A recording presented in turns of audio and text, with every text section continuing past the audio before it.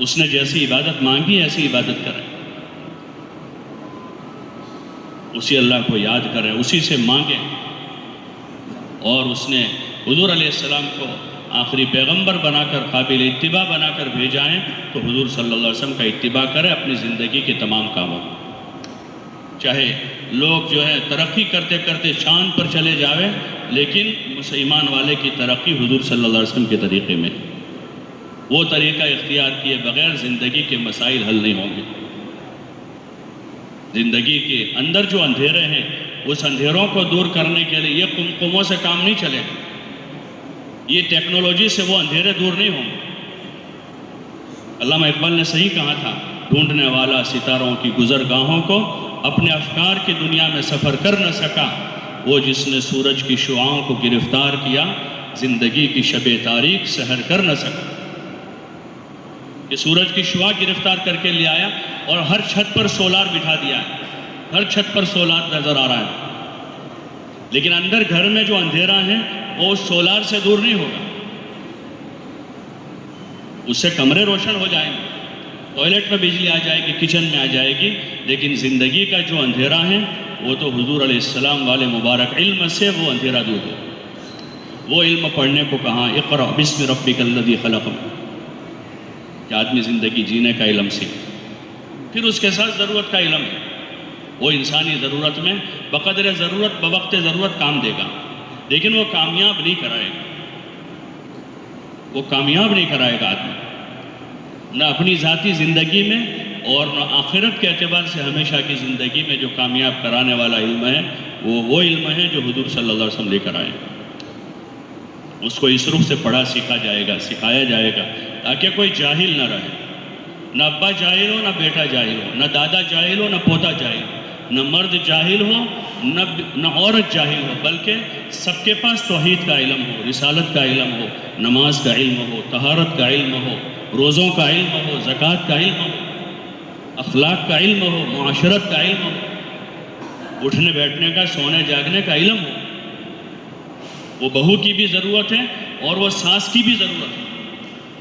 کہ بہو پڑھ لکھ کر آئے گی، لیکن اگر ساس جاہل ہے تو وہ گھر آباد نہیں ہو سکے گا، اور اگر ساس پڑھی لکھی ہے اور بہو جاہل آئی ہے تو بھی یہ گھر آباد نہیں ہو سکے گا، کہ لڑائیاں رہے۔ وہ شوہر کی بھی ضرورت ہے، بیوی کی بھی ضرورت ہے۔ اس علم کی طرف یہاں دعوت دی گئی ہے، علم و ذکر میں، کہ ہر آدمی جو ہے علم سیکھے، اور اس علم کی روشنی میں زندگی گزارے گا تو وہ ذاکر ہے۔ حضرت عمر فرما رہے ہیں، کل مطیع ذاکر، کہ ہر اطاعت کرنے والا ذاکر ہے۔ ایک آدمی علم کی روشنی میں دکان پر بیٹھا ہے تو دکان پر بیٹھا بیٹھا ذکر کرنے والا، وہ دکان پر بیٹھا ہوا ذاکر ہے۔ علم کی روشنی میں آدمی گاڑی چلا رہا ہے، یہ گاڑی چلاتا ہوا ذاکر ہے۔ علم کی روشنی میں آدمی سویا ہوا ہے تو یہ سویا ہوا بھی ذاکر ہے، اور علم کی روشنی میں کھا رہا ہے تو کھاتا ہوا بھی ذاکر ہے۔ اور اگر اس علم کی روشنی کے بغیر جہالت کے ساتھ ہے آدمی، تو پھر یہ جہالت آدمی کو دنیا میں ذلیل کرے گی اور آخرت میں جہنم تک پہنچائے گی، کہ جاہل کا ٹھکانہ جہنم ہے۔ اللہ ہم سب کی حفاظت فرمائے۔ تو اس لیے اس رخ سے ہمیں محنت کرنی، محنت یہ ہے، ہم کہیں نا بھائی محنت کریں گے تو دین آئے گا، تو محنت کیا، محنت یہ ہے کہ آدمی سیکھے، قرآن صحیح کریں، تلاوت صحیح کریں، پھر اس کے احکام کو آدمی سیکھیں کہ کیسے کمانا، کیسے کھانا، کیسے چلنا۔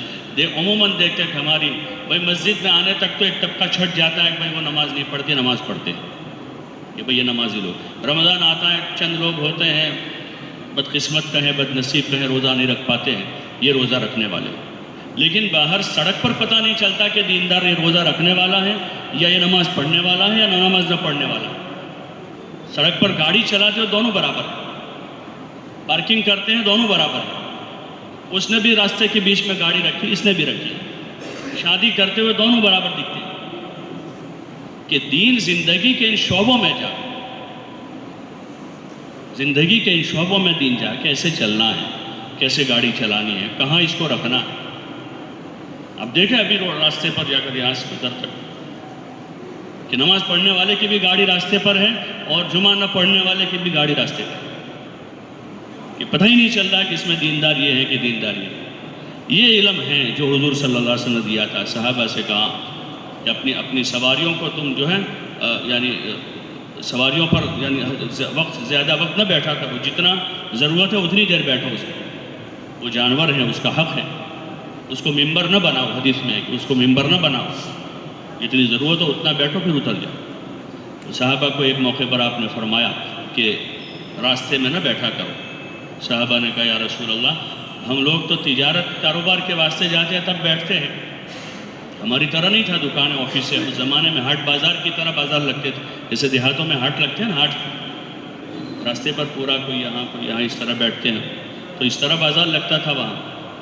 صحابہ نے کہا یا رسول اللہ، ہم بغیر ضرورت کے نہیں بیٹھتے ہیں، کاروبار کے لیے بیٹھتے ہیں۔ تو حضور نے کہا اگر کاروبار کے لیے بیٹھتے ہو تو راستے کی ایک طرف بیٹھو،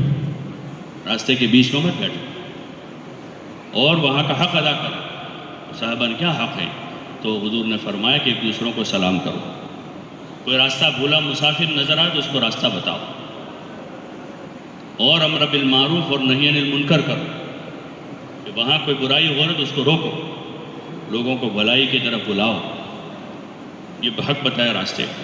اس میں پہلی چیز یہ بتائی کہ راستے میں مت بیٹھو۔ تو یہ دین ہے ہمارا،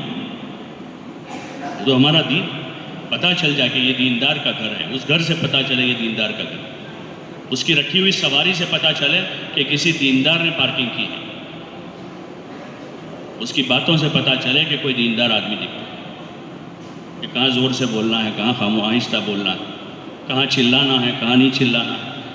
پڑھنے پڑھانے کے جو حکم ہے اس میں امام بخاری رحمۃ اللہ نے ایک باب باندھا ہے کہ پڑھانے کے لیے جو استاد اپنے طلباء سے شاگردوں سے کلام کرے گا کتنی زور سے بات کرے گا، اس میں وہ حدیثیں لائے ہیں کہ محدث کتنی زور سے بات کرے گا۔ تو اس میں انہوں نے کہا بھائی جتنے لوگ بیٹھے ہیں اتنا زور سے بولو، بے جا آواز نہ پھیلا کچھ۔ تو یہ ہمارا علم اور دین ہے۔